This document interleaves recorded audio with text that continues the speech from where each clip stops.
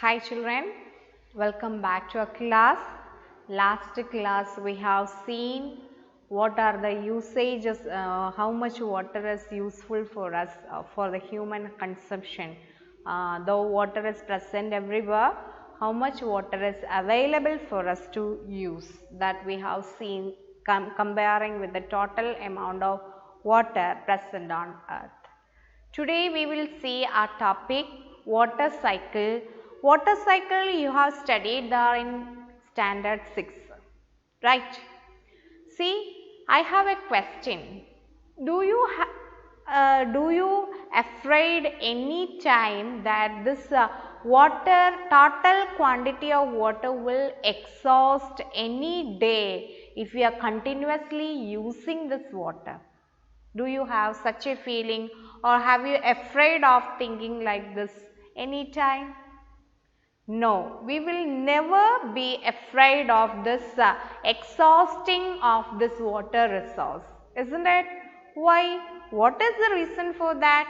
Because we know that constant circulation of water throughout the earth, that is from the earth to the atmosphere, again from the atmosphere back to the earth, that constant circulation of water is maintained there, and this circulation of water, in constant circulation of water, is maintained by passing the water in three different forms.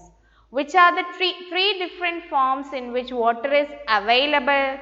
Yes, we know that solid, liquid and gas are the three different forms of water which are available on earth. Three different forms of earth.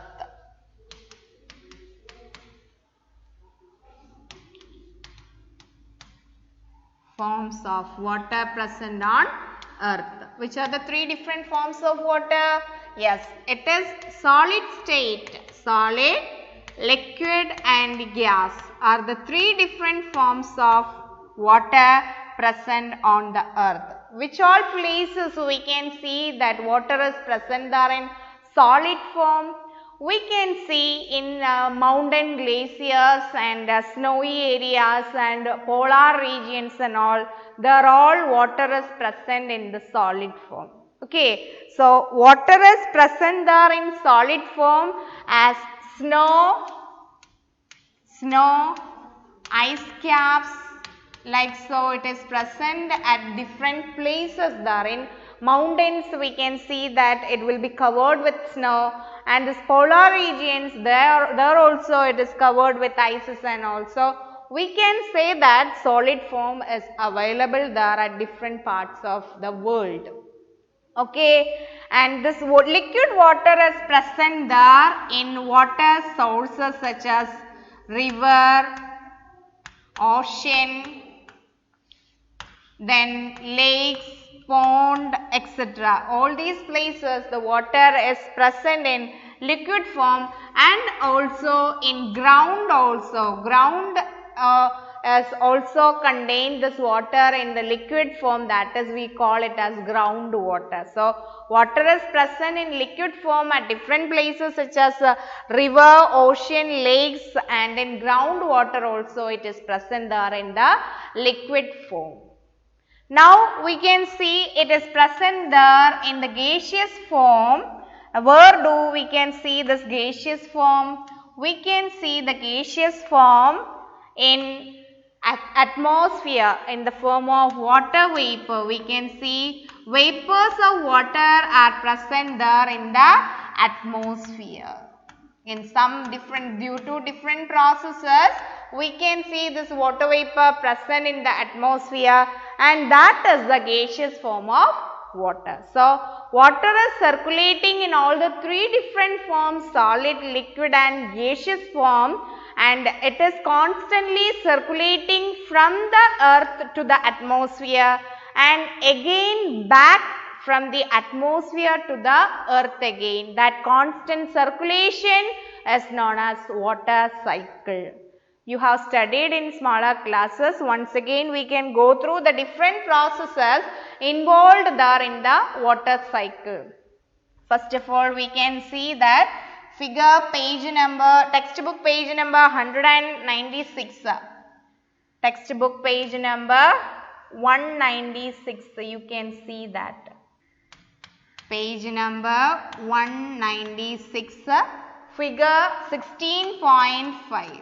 Figure 16.5 is the actual figure. I have just roughly drawn here, and this different processes we can see that is first one.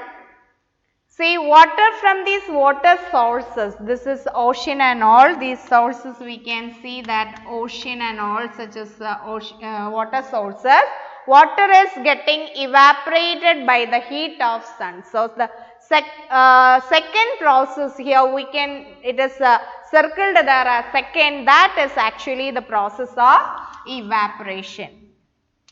We can say that due to the process of evaporation, water is going as water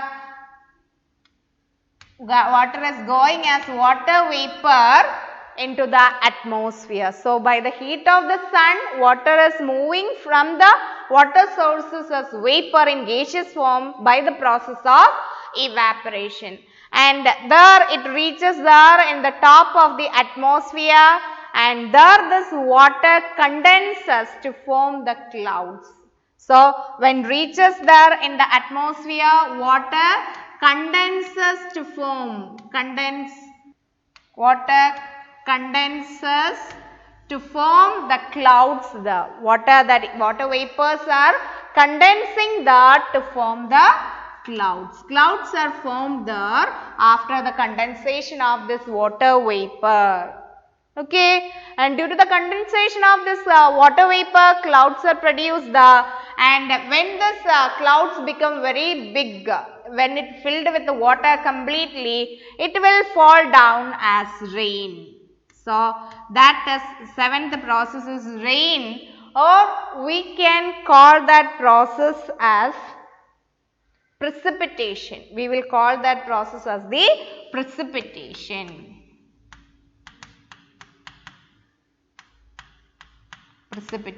So, when the clouds are bigger in size, they will fall as rain, or you will call this as rain or precipitation, and that is the seventh process. Okay, and then in this case, when the rain is falling down, it will seep into the ground. Between the layers of the soil, it will go down, and that process is known as infiltration. When that water is going down through the soil, that process is known as infiltration. Okay, and due to the process of infiltration, the water reaches the ground, and that water is stored there as groundwater. That water is stored there as groundwater, and the rest of the rainwater will flow to the surface, through the surface of the land, and will reach us there again in the water sources.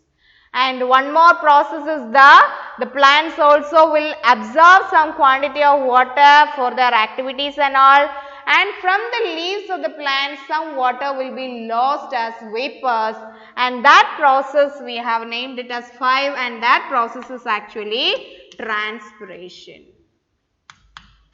So, the transpiration and evaporation are the two processes through which water reaches to the atmosphere as water vapor. So, we can see once again, water from the water sources is evaporated by the heat of the sun and going as vapors, and when reaches there, it will condense to form clouds there, and when the clouds are formed there, it will fall as rain or precipitation will be happening, and a quantity of that water will be flowing through the surface of the land and reaches the water sources, and the other quantity will it will seep into the water soil, and that is actually known as infiltration. And due to the process of infiltration, that small quantities of water will be trapped there, which we call it as groundwater.